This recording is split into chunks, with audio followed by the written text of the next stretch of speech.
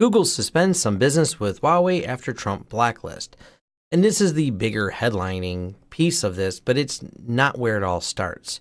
This is kind of an ancillary secondary effect where Google, who's been supplying, working with licensed versions of Android and the Android Play Store and related tools, is now restricted from doing that in the future with some of the Huawei phones and devices. Also, Intel, Qualcomm joining in Google and cutting off business with Huawei. And these are all kind of the spiraling effects based on an executive order banning the Huawei system. And also there are plenty of other articles like Huawei responds. And this is all fine and dandy, but this is more the political side of it. This is certainly going to be some of the fallout. But I want to talk about the more objective security side. I mean, politics are fun to talk about, but they often become, riddled with emotion and debate, and we don't know who's playing what side for what reason and what gains financially for doing this. But politics is politics, and that's not what I'm here to talk about. Let's talk about the actual cybersecurity of Huawei. And this is where things get a little bit bad, especially for Huawei. So secret Huawei enterprise router snoop backdoor was actually Telnet service size Vodafone. They thought they found a backdoor. Well, you don't need a backdoor when there's a ton of front doors open because your product is not well made. So this was actually found that they had a telnet.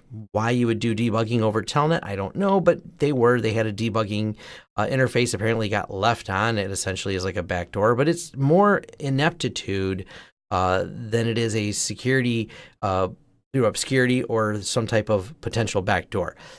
Essentially, Huawei is not a secure company. They're not mature in terms of the way they write software.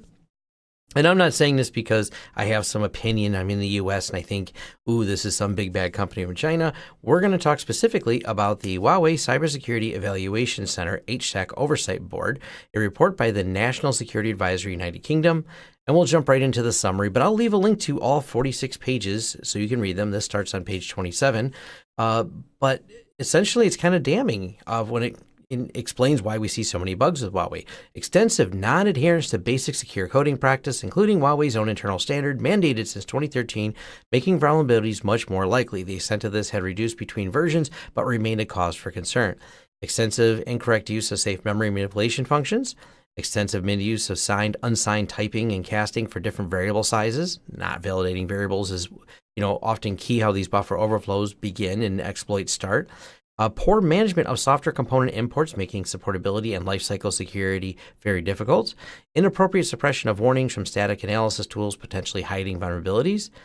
Extensive use of inherently insecure and prohibited memory manipulation functions, and unmanageable build processes, including tool chains that are out of date.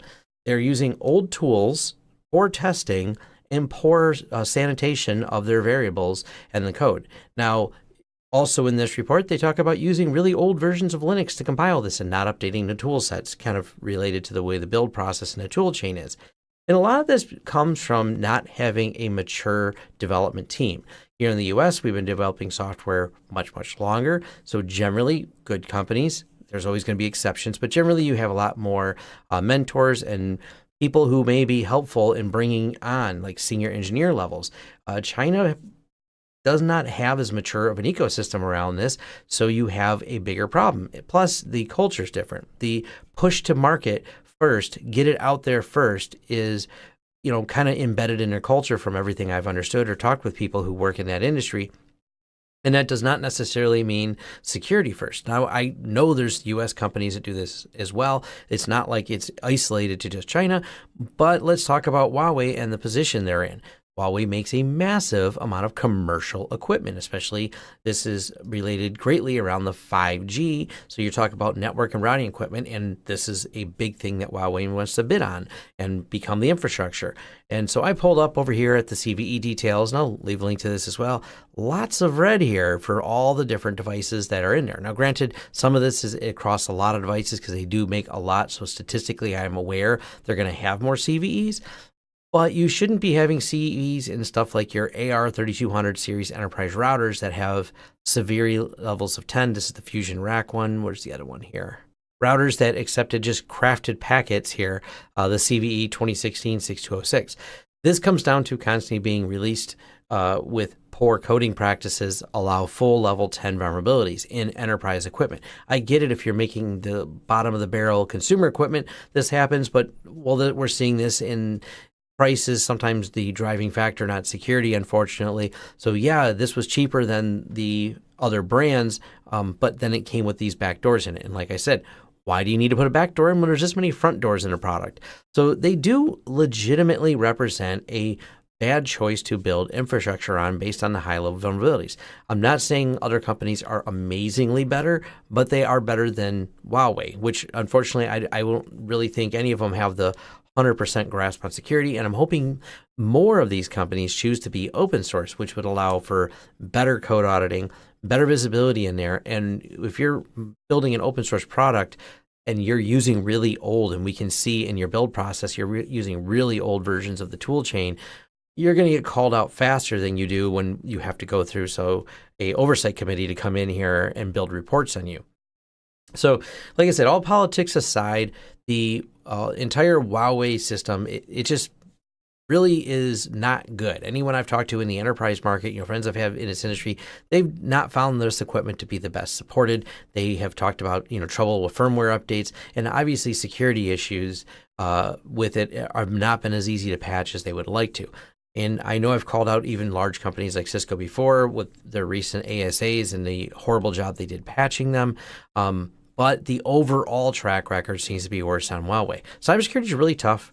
Programming's really, really tough. It is hard to write enterprise level good products, but at least you should be starting with good tool chains as opposed to starting with really old tool chains, because now you're almost baking in vulnerabilities from the rip.